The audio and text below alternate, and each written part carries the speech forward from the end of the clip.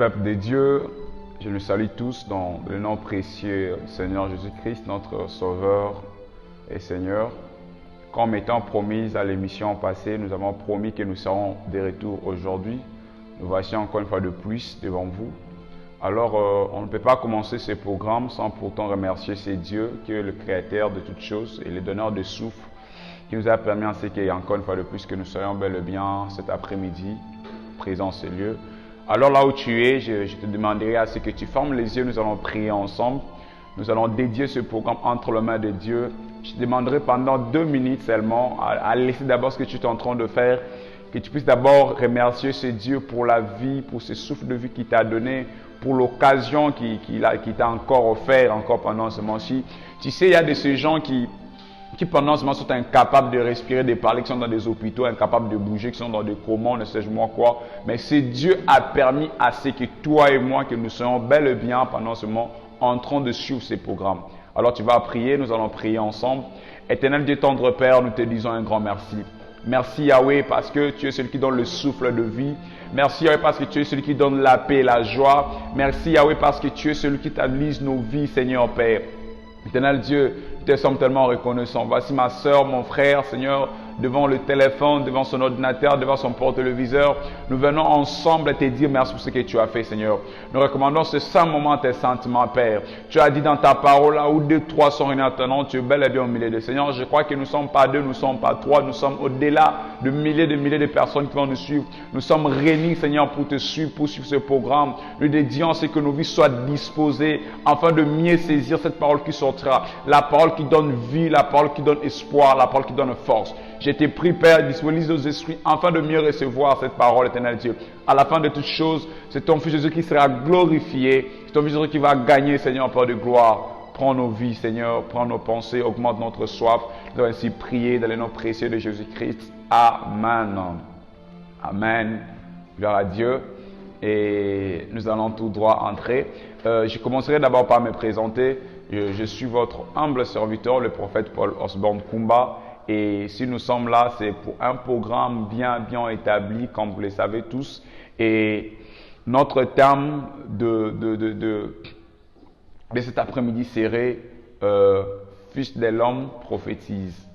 Le thème de cet après-midi, c'est Fils de l'homme prophétise. Alors avant tout, une chose, n'oubliez pas de vous abonner sur notre compte, sur notre chaîne Gratos TV. Alors n'oubliez pas à vous abonner. Et si vous voulez aussi avoir nos informations, contactez-nous sur notre page Facebook, Prophète Paul Osborne K. Juste Prophète Paul Osborne K. Là, c'est sur ma page Facebook. Posez toutes vos questions, vos préoccupations. Je sais que nous allons répondre à vos questions. Alors, vous avez besoin de numéro de téléphone. N'hésitez pas à contacter l'équipe de Gratos Télévision pour tout contact. Ils vont nous mettre carrément en contact. Nous sommes là à répondre à vos questions. Besoin d'une prière, besoin d'une orientation prophétique. Contactez l'équipe Gratos et vous serez servi très rapidement. Alors, je disais que notre thème de cet après-midi est Fils de l'homme prophétise. Alors, nous tirons ce message dans le livre de Ésaïe 37. C'est l'histoire que nous connaissons tous. Nous connaissons tous le prophète Ézéchiel, plutôt direct dans le livre d'Ézéchiel 37. Nous connaissons tous le prophète Ézéchiel et c'est ce qui s'est arrivé. Alors, c'est dans le livre de Ézéchiel 37. C'est dans le livre d'Ézéchiel 37, le prophète Ézéchiel, le chapitre 37. Je vais prendre du premier verset jusqu'à ce que nous allons finir le 14e verset. Est-ce que la lecture sera longue, mais il faudra la patience. Alors je lis dans le nom précieux de Jésus-Christ. Il est dit, la main de l'Éternel fut sur moi et l'Éternel me transporta en esprit. Il me déposa dans un milieu d'une voilée remplie de ossements. Il me fit passer auprès d'eux tout autour, et voici, ils étaient fort nombreux à la surface de la vallée, et ils étaient complètement secs. Il me dit, Fils de l'homme, ces eaux pourraient-ils revivre? Je répondis, Seigneur éternel, tu le sais. Alors 4, il me dit, prophétise sur ces eaux et dis-leur ossements desséchés, écoutez la parole de l'Éternel. Ainsi parle le Seigneur, l'Éternel à ces eaux. Voici, je vais faire entrer en vous un esprit et vous vivrez. Je vous donnerai des nerfs, je ferai croître sur vous de la chair et je vous couvrirai de peau. Je mettrai en vous un esprit et vous vivrez. Et vous saurez que je suis l'Éternel.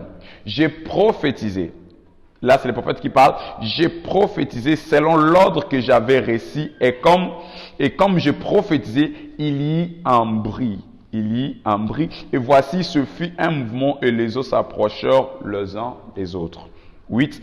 J'ai regardé et voici, il leur vint des nerfs, la chair crue et la peau le couvrit par-dessus, mais il n'y avait point un nez d'esprit. Il me dit, prophétise, parle à l'esprit. Prophétise, fils de l'homme, et dis à l'esprit, ainsi parle le Seigneur. L'Éternel, esprit, vient des quatre vents, souffle sur ces morts et qu'ils revivent. Arrêtez le verset 9, la partie vidéo. Esprit, vient des quatre vents, souffle sur ces morts et qu'ils revivent. 10. J'ai prophétisé selon l'ordre qu'il m'avait donné.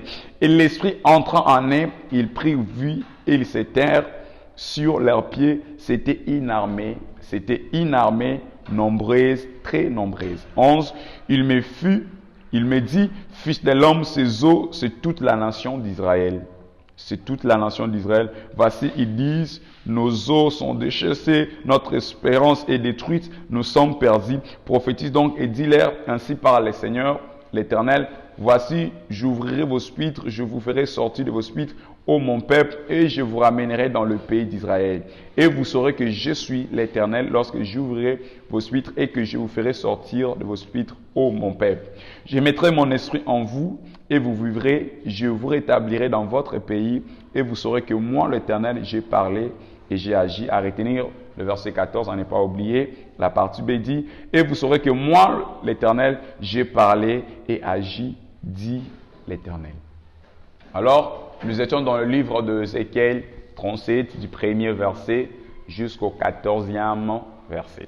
Et j'ai dit que le terme était « fils de l'homme prophétise ». C'est le terme de cet après-midi. Alors ici, qu'est-ce que vous allez remarquer? Nous remarquons tous ensemble, c'est un prophète qui est en train de nous parler de son expérience avec Dieu, de sa vision avec le Seigneur. Il dit, pendant un jour, l'Esprit fut sur lui et l'Esprit les transporta. La main de l'Éternel fut sur lui et la main de l'Éternel le faisait quoi? Le transporta. Et la porta où l'Esprit la main devant ses ossements desséchés. Dans un lieu où il n'y a pas de vie, dans un lieu mort, dans un lieu où il n'y a plus d'espoir. Et le Seigneur lui dit, est-ce que ces ossements que tu as vus peuvent-ils revenir à la vie? Ce qui m'intéresse ici, c'est la réponse du prophète Ézéchiel. Il dit, toi-même tu le sais. Ce qui veut dire, peut-être ma réponse ne sera pas agréable à ce que toi tu attends de moi. Mais comme étant que toi tu connais toutes choses, tu connais la réponse qu'il faut. Alors, à cause de la réponse du prophète Ézéchiel, l'Éternel va dire au prophète de prophétiser sur les ossements desséchés.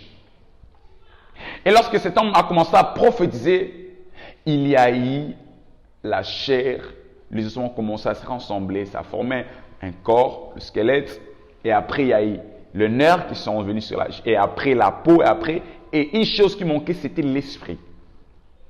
Et il parlait encore, il dit l'esprit soit de quatre coins, le vent soit de quatre coins, et ça fait quoi? Ça donne la force. Et ce n'était pas seulement des ossements d'esprit, c'était une armée d'Israël. Donc cette prophétie était destinée à la position que d'Israël se disait. Ils avaient perdu espoir, ils n'avaient plus de force, ils croyaient que Dieu ne pouvait plus rien faire, mais ils avaient oublié que ce Dieu avait la capacité de tout faire. Alors par là, qu'est-ce que j'aimerais parler à quelqu'un, j'aimerais te faire comprendre une chose que ce que peut-être tu crois être fini pour toi, ce n'est pas encore fini. Ce que tu crois pour toi parce que tu as perdu l'espérance, parce que tu as perdu l'amour, parce que tu as perdu le travail, tu n'as plus de boulot, tu n'as plus un mariage, tu ne te retrouves pas dans la vie, tu crois que c'est fini. Laisse-moi te dire, c'est pas toi qui détiens la clé de ta vie, mais c'est Dieu qui détient la clé de ta vie. Le dernier mot de ta vie ne vient pas à cause de ce que toi tu es, mais à cause de ce que Dieu a prévu que tu sois. Je viens de dire à quelqu'un, il n'y a qu'un seul homme qui a la capacité de changer ton histoire. C'est la personne du Saint-Esprit. Il n'y a qu'une seule personne qui a la possibilité de changer ta vie, c'est le Christ lui-même, notre Sauveur. Ce jour-là, Ézéchiel n'a pas compté ses expériences prophétiques, comment j'ai vu Dieu travailler, j'ai vu Dieu agir, non. Il dit, Seigneur, toi-même tu le sais. Laisse-moi te dire ce au 37e chapitre de ce livre du prophète. Ce qui veut dire, il a déjà une expérience avec Dieu de 36 chapitres. Mais ne compte pas ces expériences. Laisse-moi te dire, ce que Dieu a fait hier, cela n'est plus grand que ce que Dieu fera demain. Là, je viens parler à toi qui me suis pendant ce moment. Ce que Dieu sera en train de faire avec toi demain, ce que Dieu sera en train de faire avec toi dans le jour à venir, sera plus grand que ce qu'il a fait avec toi dans le passé. Alors, ne faut pas désespérer parce que rien ne marche. Ne faut pas désespérer parce que rien ne bouge, parce que tu ne vois aucun signe, tu ne vois aucun acte. Tu t'es dit, je suis perdu, j'ai plus de force, je sens que je dois abandonner, je sens que je ne peux rien. Je vais te dire une chose, ceux qui sont appelés de Dieu ne sont pas appelés à abandonner. Ceux qui sont appelés de Dieu ne sont pas appelés à abandonner. L'abandon n'est pas de ceux qui sont appelés de Dieu. Ceux qui sont appelés de Dieu, nous sommes appelés, c'est la tautologie, nous sommes appelés à vivre dans cette vie de la continuité. Nous sommes appelés à poursuivre ce pourquoi Dieu nous a appelés à être. Je n'ai vu aucun apôtre abandonné. Malgré la persécution, malgré les moments difficiles qu'ils traversaient, je n'ai vu aucun d'eux abandonné. Ils sont restés fidèles à Dieu. Ils sont restés attachés à Dieu malgré ce qu'ils ont de traverser. Oh, j'aime la suite. J'aime la suite. Pendant que le prophète renvoyait à Dieu la responsabilité, il dit, toi-même tu le sais, Dieu aussi renvoie la responsabilité au prophète Ézéchiel aussi. Il dit, toi tu prophétiseras. C'est mieux que moi je connais toutes choses. C'est mieux que je contrôle toutes choses. C'est mieux que moi je dirige toutes choses. Mais au moins c'est toi qui vas prophétiser. Encore dans ta vie, c'est parce que tu n'as pas encore commencé à prophétiser. Est-ce que quelqu'un me comprend? Je disais, ce qui tarde encore dans ta vie, c'est parce que tu n'as pas encore commencé à prophétiser. J'aimerais que tu comprennes ça ici. Ce problème est en train de tarder dans ta vie parce que tu ne veux pas t'élever et dire. Je dirais ça ainsi. Ce problème est en train de c'est en train de persister dans ta vie parce que tu n'as pas encore pris la position qu'il faut. Pendant que toi, tu attends que Dieu fasse quelque chose, Dieu aussi t'attend que tu fasses quelque chose. Là j'aime. Pendant que toi, tu attends que Dieu agisse, Dieu aussi a déjà travaillé, il a déjà fait sa part. Laisse-moi te dire, dans chaque miracle, il y a la part de Dieu, il y a aussi la part de l'homme. Est-ce que je parle à quelqu'un? Je disais que dans chaque miracle, dans chaque mouvement de la vie, il y a la part de Dieu, il y a aussi la part de l'homme. Quelle est la part de Dieu? La part de Dieu, c'est délibérer la parole. Et quelle est la part de l'homme? La part de l'homme, c'est recevoir la parole et de croire à cette parole-là. Est-ce que quelqu'un me comprend très bien? Je disais que la part de Dieu, c'est délibérer la parole. Tu reçois la parole. Et la part de l'homme est de recevoir cette parole, de mettre foi à cette parole. C'est ce qui s'est passé ce jour-là avec le prophète Ézéchiel. Dieu a libéré la parole. Et pendant que Dieu a libéré la parole, qu'est-ce qu'il a fait? Il a crié à cette parole. Et qu'est-ce que Dieu lui dit? Il dit, prophétise. Il dit, prophétie, tu prophétises ces choses. Qu'est-ce qu'il lui a fait? Il a cru et il a commencé à prophétiser. Lorsque cet homme a commencé à prophétiser, les ossements ont commencé à se dessécher. Laisse-moi te dire, le problème qui est en train de tarder dans ta vie, c'est parce que tu ne veux pas parler. Je disais que le problème qui est en train de tarder dans ta vie, c'est parce que tu ne veux pas parler. Le royaume des cieux appartient à ceux qui savent parler. Voilà le pourquoi ce jour-là, un jeune homme va dire à ses dieux, mais je ne sais pas parler, je suis qu'un enfant. Il va lui dire, c'est pas mon problème. Je sais que tu es un enfant. Mais depuis que tu étais dans le sang de ta mère, je te connaissais, je t'avais choisi. Là, il parle du prophète Jérémie. Mais nulle part, on voit Dieu en train de résoudre le problème de Jérémie parce qu'il est un enfant, il ne sait pas parler. On ne voit pas cela. Un Moïse qui s'est dit, je ne sais pas parler, je suis un enfant. Notre façon, ce que Dieu va à nous, c'est d'abord avoir la puissance de la parole. C'est ce que Dieu attend de nous. Dieu a déjà libéré la parole. Tu vas dire à quelqu'un, écoute, un jour à la croix, un homme a été pendu au bois et il a dit, tout est accompli. Est-ce que tu comprends ça? Il dit, tout est accompli. Donc, il a déjà libéré la parole à la croix. La parole a été libérée à la croix. Alors, c'est à toi de faire quoi? De prendre ta part. Est-ce que c'est la maladie? Lève-toi, dis à cette maladie, par les maîtrisures du Seigneur Jésus-Christ, nous sommes guéris. Oh! La Bible dit, tout est possible à celui qui croit et rien n'est impossible à qui? À Dieu. Rien n'est impossible à Dieu. Rien. Et quel est ce problème qui persiste encore devant toi? Quel est ce problème qui est en train de persister devant toi? Quelle est cette maladie qui est en train de prendre position? Quel est ce chômage qui est en train de prendre position? Quel est ce célibat qui est en train de prendre position? Quel est ce problème qui est en train encore de prendre position? Quel est ce problème? Il y a un Dieu qui t'a déjà donné la solution à la croix. Il y a un Dieu qui a déjà tout versé à la croix. À la croix, il a dit, tout est accompli. Ce qui veut dire, l'ordonnance de ton travail était déjà signée. L'ordonnance de ton mariage était déjà signée. L'ordonnance de ton élévation était déjà signée. Les succès étaient déjà signés. Toi, tu es déjà libéré à la croix. C'est à toi de prendre cette parole et de croire et d'avancer. Et qu'est-ce que les diables nous fait croire? Les diables nous fait croire que nous ne sommes pas en mesure de le faire.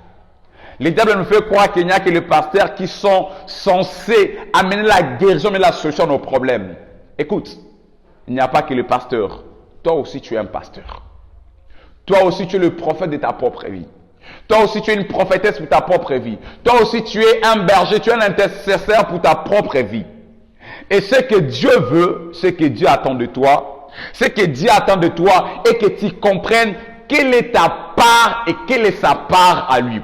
Ce que je viens faire comprendre à une personne ce soir, part de Dieu, reçois la parole et fais de cette parole-là ta portion. Le Saint-Esprit est ma portion, elle peut aussi être aussi ta portion. Est-ce que tu crois à cela? Et pour que tu entres à contact parfait avec le ciel, tu dois être rempli du Saint-Esprit. C'est ainsi ce jour-là, lorsque cet homme a commencé à prophétiser sur les ossements desséchés, il a fallu que l'Esprit vienne. Est-ce que quelqu'un peut dire avec moi esprit? Il a fallu que l'Esprit vienne. Et vous allez remarquer une chose. Quand vous lisez dans ce chapitre, vous allez voir, il y a un esprit à minuscule, il y a aussi un esprit à majuscule. À chaque fois que tu rentres de lire la Bible, que tu rentres de voir esprit avec un nez en minuscule, sache qu'on parle de l'âme. Et à chaque fois que tu rentres de lire la Bible en voyant un esprit écrit avec un nœud en majuscule, sache qu'on parle de l'esprit de Dieu. On parle de l'esprit du Seigneur. Et l'esprit qui a été soufflé sur ces ossements desséchés, c'est un esprit en majuscule. Et lorsque cet esprit fut soufflé sur ces ossements, on dit, le vent venait des quatre coins. Et subitement, qu'est-ce qu'il y a eu? Il y a un bruit. Je me rappelle de ce qui s'est passé dans le livre Actes des Apôtres. Pendant qu'ils étaient en train de prier, la Bible dit, il y a eu un bruit, il y a eu un tremblement qui s'est passé. Pourquoi? Parce qu'il y avait eu l'esprit qui a été répandu. Laisse-moi te dire, là où l'esprit est répandu, il n'y a pas le silence, il y a un bruit qui se passe. Oh, là où l'esprit est répandu, il n'y a pas la timidité, mais il y a l'agitation qui se tâche. Ah, j'aimerais dire à quelqu'un, le silence dans lequel tu es en train de passer, lorsque l'esprit vient souffler, c'est le bruit qui se passe là. Lorsque l'esprit vient passer sur le chemin, c'est le travail qui vient. Lorsque l'esprit vient passer sur la maladie, c'est la guérison qui vient. Je prie et je déclare que là où il y a la maladie, que l'esprit passe maintenant. Que là où il y a les difficultés, que la maladie passe maintenant. Que la guérison passe maintenant. Que là où il y a le problème, que l'esprit passe et que la solution vienne. Si tu crois cela, je prie que ceci s'affecte et s'attache à toi. Je scelle ces choses par la foi en parole en Jésus-Christ. Comme notre terme est fils de l'homme prophète, je viens prophétiser sur ta vie cet après-midi. Que ce qui ne marchait pas, toi qui m'écoutes maintenant, que ces choses commencent à marcher. Que ce qui était bloqué, mandala gazou brachette, que ce qui était bloqué, je déclare que maintenant, que ces choses entrent en action. Au nom puissant de Jésus-Christ, je viens prophétiser sur ton mariage. Je viens prophétiser sur ton travail. Je viens prophétiser sur tes études. Je viens prophétiser sur ta maladie. Je prie maintenant que ces choses te quittent au nom de Jésus-Christ. Je prophétise sous le mandat que j'ai reçu.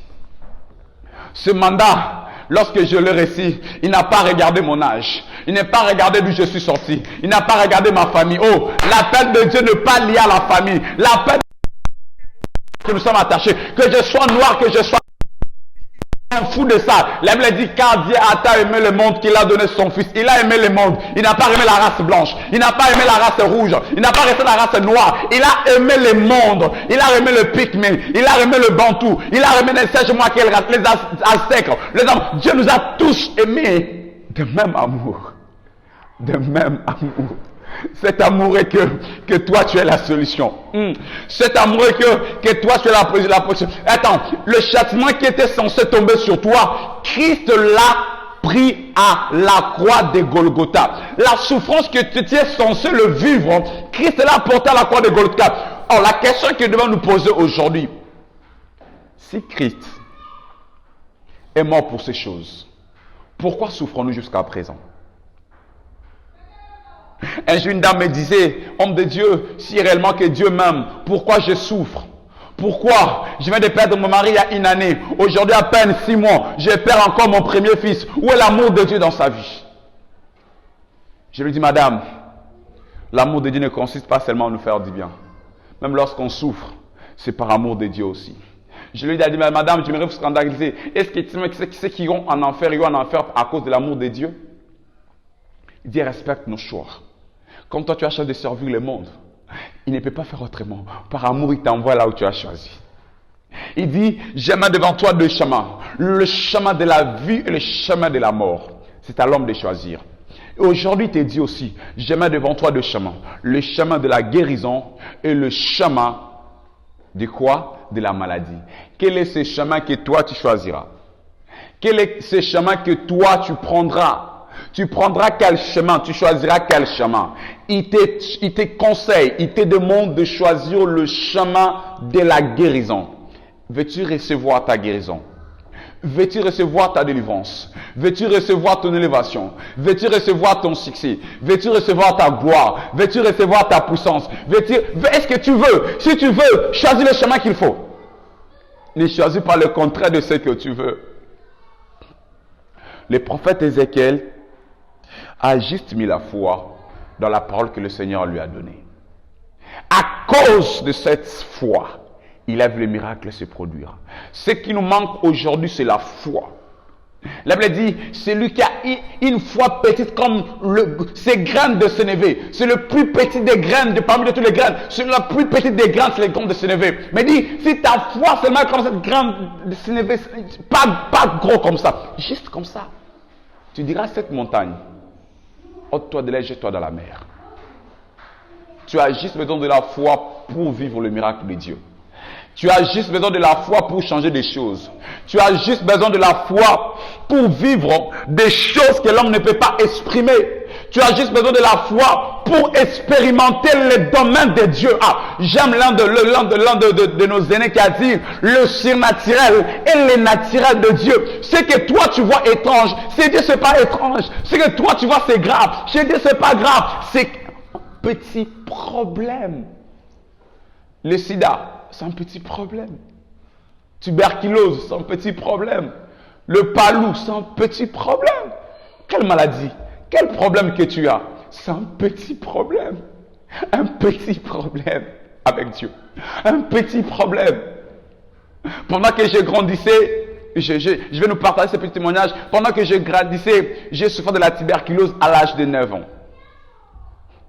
Personne ne croyait que j'allais vivre à cette époque. Il n'y avait pas là ces traitements comme il y en a aujourd'hui, il n'y en avait pas encore à l'époque. Les gens croyaient que j'allais mourir après des mois, après des mois. Mais un Dieu qui me connaissait par mon nom, sans médicaments, avec des traitements ne sais-je moi quoi, je suis en vie jusqu'à présent. Un jour, j'étais empoisonné, croyant que c'était fini. Pendant que les gens attendaient voir ma mort dans les jours qui suivent. Ils m'ont vu vivre jusqu'à ces jours. Pendant que je saignais dans le nez, pendant que je saignais dans ma bouche, pendant que je saignais dans mes oreilles, pendant que je pleurais dans ma chambre nuit et jour, il m'a dit, Osborne, tu ne mourras pas, tu vivras. J'ai mis foi à cette parole. Et jusqu'à ces jours, je vis encore. Les effets du poison n'ont pas affecté mon physique. J'ai surmonté ces choses parce que Dieu était avec moi. Tu surmonteras toute montagne qui s'élèvera devant toi. Tu surmonteras toute difficulté qui s'élèvera devant toi. Tu surmonteras tout le projet satanique qu'il a prévu devant toi. Tout le projet que Satan a prévu devant toi. Tu vas surmonter ces choses. Mais à quelle condition? À une seule condition. Tu dois prophétiser. Il était demandé à qui? À Ézéchiel de prophétiser. Peut-être aujourd'hui, je ne sais pas, Iguette, Igor, Dorcas, Bénédicte, Ben, Joël, Shadrach, ne sais-je moi qui, 11. Dieu te demande de prophétiser. Il a dit à Ézéchiel, fils de l'homme, prophétise. Mais aujourd'hui, il te dit, Shadrach, je veux que tu prophétises sur ton problème. Aujourd'hui, il te dit, Joël, je veux que tu prophétises sur ton problème. Il te dit, Béla, je veux que tu prophétises sur ton problème. Il veut que, pasteur Timothée, je veux que tu prophétises sur ton problème. Il veut que tu prophétises sur ton problème. C'est pas Ézéchiel de prophétiser sur ta vie aujourd'hui, c'est à toi de prophétiser sur ta vie. Est-ce que tu peux t'élever là où tu es et commencer à prophétiser sur ta propre vie? Est-ce que, maman, tu peux t'élever là où tu es, commencer à prophétiser sur tes enfants? Papa, est-ce que tu peux t'élever là où tu es, commencer à prophétiser sur ta femme, sur tes enfants? Est-ce que, grand frère, peux-tu t'élever, commencer à prophétiser sur tes petits? Dire, mes frères ne seront pas de délinquants, mes frères ne seront pas de voyous, mes frères ne seront pas. Est-ce que tu peux t'élever, commencer à prophétiser? Lorsqu'on parle de prophétiser, c'est prédire. Se prédire, dire en avant ce qui doit arriver. Du prophétique, c'est pas que ton nom c'est Shiloh, ton nom, non, là c'est une parole de connaissance. Le vrai prophétique, c'est annoncer ce qui doit arriver. Dire, c'est vrai que je suis encore célibataire, mais je prophétise sur mon mariage. Je prophétise, c'est vrai que je suis encore chômeur, je prophétise ce qui doit venir. C'est ce que Dieu attend de toi. N'attends pas que Dieu quitte le ciel, que Dieu vienne te donner du boulot, mon ami. N'attends pas que Dieu quitte le ciel pour venir te donner la guérison là où tu es. Non! Lève-toi et prophétise sur ta vie. Lève-toi et prophétise sur ta vie. Et prophétise sur ta vie. Lève-toi et parle. Ordonne. Comment veux-tu que les choses marchent? C'est de la pensée de Dieu. Tu verras ces choses en train de se réaliser. Et un jour, Christ va dire, vous demandez, vous ne recevez pas. Pourquoi? Parce que vous demandez mal. Vous demandez mal dans le but de satisfaire nos besoins. Non, aujourd'hui on ne veut pas, tu sais, dans l'interprétation, quand tu vas dans le plus large, vous demandez, vous ne recevez pas. Vous voulez que les autres voient ce que vous êtes en train de faire. Donc vous demandez afin de faire quoi? De faire voir aux autres que Dieu exauce vos prières. Non. Mais nous allons demander, nous allons recevoir dans le but d'accomplir la pensée de Dieu. Laisse-moi te dire quelque chose. Anne était à la recherche d'un enfant. Dieu était à la recherche d'un homme pour remplacer le fils d'Élie. Anne montait prier, Anne montait prier, Anne montait jusqu'à un jour, il dit, Seigneur, si tu me donnes un fils, je le donnerai à ton service. La prière de Anne a croisé la volonté de Dieu. Je prie que les boulots que tu recevras, que ces boulots soient pour l'avancement de l'œuvre de Dieu. Je prie que la guérison que tu auras, c'est pour que le nom de Dieu soit répandu. Que tu dises au monde, j'étais malade et je suis guéri. Que tu dises aux gens, voilà ce que Dieu a fait de ma vie, voilà ce que Dieu a fait de moi, voilà ce que Dieu. Que ce soit pour glorifier Dieu et non pour faire voir au monde. Ils attendaient que je meure et voilà, je suis. Non, c'est pas pour ça que tu seras guéri. C'est pour élever le nom de Dieu. Alors, nous allons chuter par là. Un jour, un homme était sur le point de perdre son serviteur. Il est venu voir le Seigneur. Il a dit, Seigneur, je ne suis pas digne de te recevoir chez moi à la maison. Mais c'est vrai que tu peux dire, aime-moi là où tu es, mon fils sera guéri. À cause de cette foi, le serviteur de cet homme fut guéri. À cause de la foi de cet homme, son serviteur fut guéri. Alors j'ai une bonne nouvelle à t'annoncer. C'est vrai que toi, tu n'es pas digne à recevoir la visitation divine de Dieu dans ta famille. C'est vrai que tu te dis, je ne marche pas bien, je suis tellement pudique, je vis dans la masturbation, je vis dans le mensonge, je vis dans tout ça. C'est pour toi que Christ est venu. C'est réellement pour toi que Christ est venu. Il n'est pas venu pour les hommes comme nous. Il est venu pour des hommes comme toi. Toi qui te dis tu es pécheur. Toi qui te dis, mais je sors avec le mari d'autrui. Je suis dans plusieurs relations. Je suis esclave de tel péché. Je n'arrive pas à abandonner. C'est pour des gens comme toi que Christ est venu. Alors, là où tu es, tu vas te dire, Seigneur, je vais vivre le miracle dans ma vie, mais je reconnais que je n'ai pas une bonne conduite. Seigneur, c'est vrai que je veux vivre ce que tu as prévu pour moi, mais je suis condamné. Je suis lié quelque part. Je n'arrive pas à avancer. Je n'arrive pas à abandonner. À t'annoncer. La solution, c'est la croix. La solution, c'est la croix. La solution, c'est la croix. La solution, c'est la croix. Viens tel que tu es. Viens avec tes faiblesses. Viens avec tes problèmes. Viens avec tes difficultés. Viens avec tes péchés. Car Dieu a aimé le monde qu'il a donné son Fils unique. Il t'a aimé tel que tu es. Il n'a pas attendu à ce que tu deviennes saint, que tu deviennes sainte, que tu sois saint, que tu sois dans la perfection pour qu'il t'aime. Il t'aime tel que tu es. Regarde ceux qui sont morts. Es-tu plus beau que eux? Non. Mais ce Dieu continue à t'aimer tel que tu es. C'est parce qu'il a des projets pour toi. C'est parce qu'il a un avenir pour toi. Voilà le pourquoi il te garde. Alors, tu vas dire à ce Dieu, Seigneur, je reconnais que je suis un pécheur. Si tu es là, j'aimerais que tu pries avec moi.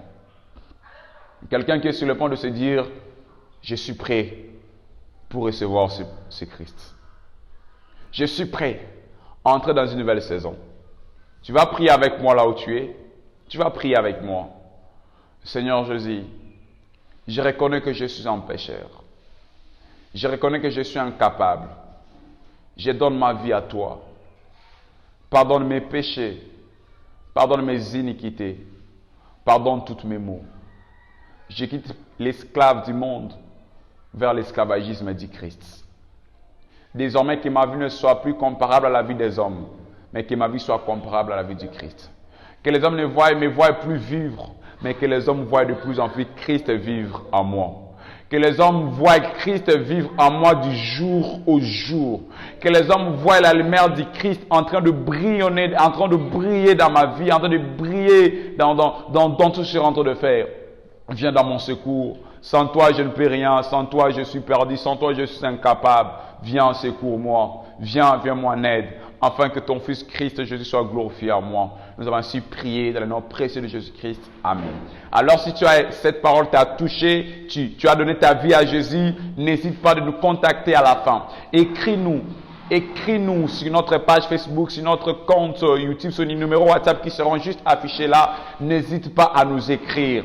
Nous allons entrer en contact avec toi. Nous allons t'aider à remonter ta vie chrétienne du jour au jour. Écris-nous pour être bénéficiaire de nos conseils, de nos directives. Alors, j'aimerais aussi prier aussi pour tous ceux qui sont malades, tous ceux qui ont des problèmes, tous ceux qui ont des difficultés, tous ceux qui passent par des moments compliqués, qui ont besoin d'une prière, qui peuvent dire, prophète, je veux que tu pries avec moi.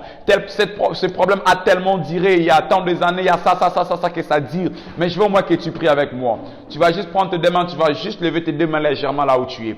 Tu vas juste lever tes deux mains là où, légèrement tes deux mains là où tu es. Tu vas commencer à prophétiser sur tes problèmes. Tu vas commencer à prophétiser sur ces problèmes qui te dérangent. Tu vas juste commencer à prophétiser. Si c'est les enfants, tu vas commencer à appeler les enfants. Si c'est les mariages, tu vas commencer, si c'est les travail, tu vas commencer à le faire. Commence à prophétiser. Appelle la vie là où il y avait la mort. Appelle la guérison là où il y avait la maladie, là où il y avait le problème. Appelle la solution. Je vais prier avec toi pendant ce moment. Prie là où tu es. Tu es en train de prier. Tu es en train de prier. Tu es en train de prier. Et pendant que tu pries, Dieu est en train de verser sa grâce, en train de verser sa gloire. Dieu est en train de verser sa puissance. Même pendant que tu es en train de le faire, Dieu aussi est en train de te toucher. J'aimerais te dire, pendant que tu es en train de faire ces choses, Dieu est en train de t'accompagner. Ne cesse pas de prier. Continue à prier. Continue à déclarer. Continue à prophétiser. Prophétise sur tes problèmes. Prophétise sur tes enfants. Prophétise sur ton mariage. Prophétise sur la vie de ton mari, de ta femme. Commence à prophétiser. Commence à prophétiser pour ton avenir. Commence à prophétiser.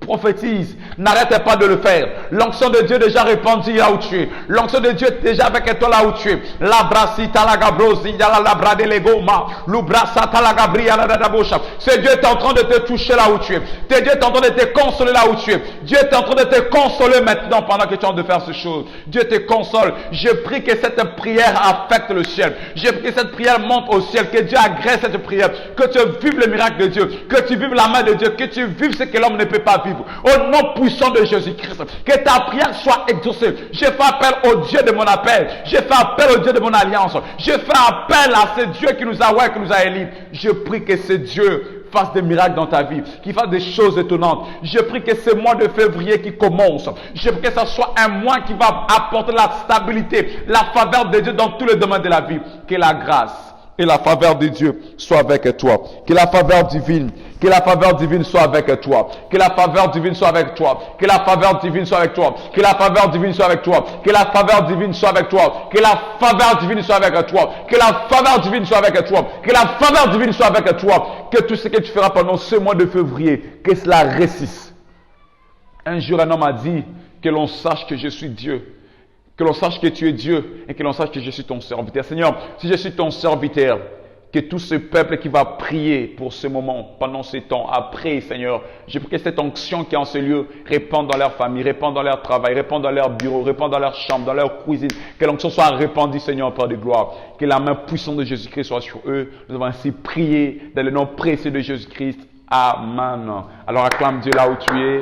Acclame Dieu, ne cesse de le faire. Acclamons Dieu, acclamons Dieu, acclamons Dieu, acclamons Dieu. Gloire à Dieu. Que Dieu vous bénisse. Nous sommes arrivés à la fin de notre programme. Comme je le disais au début, c'était votre homme, frère, serviteur, le prophète Paul Osborne Kumba, depuis la République démocratique du Congo, visionnaire de Metanoia Ministries à Kinshasa, précisément dans la capitale de la République démocratique du Congo. C'est là où nous sommes. Alors, n'hésitez pas, ne tardez pas, abonnez-vous et activez votre clochette pour la notification. À chaque fois qu'il y aura une nouvelle vidéo, que vous soyez notifiés. Alors, abonnez-vous sur notre chaîne Gratos TV. Alors, la suite au prochain numéro. Que Dieu vous bénisse. Je nous salue tous dans le nom précieux de Jésus-Christ. Ciao. Bye.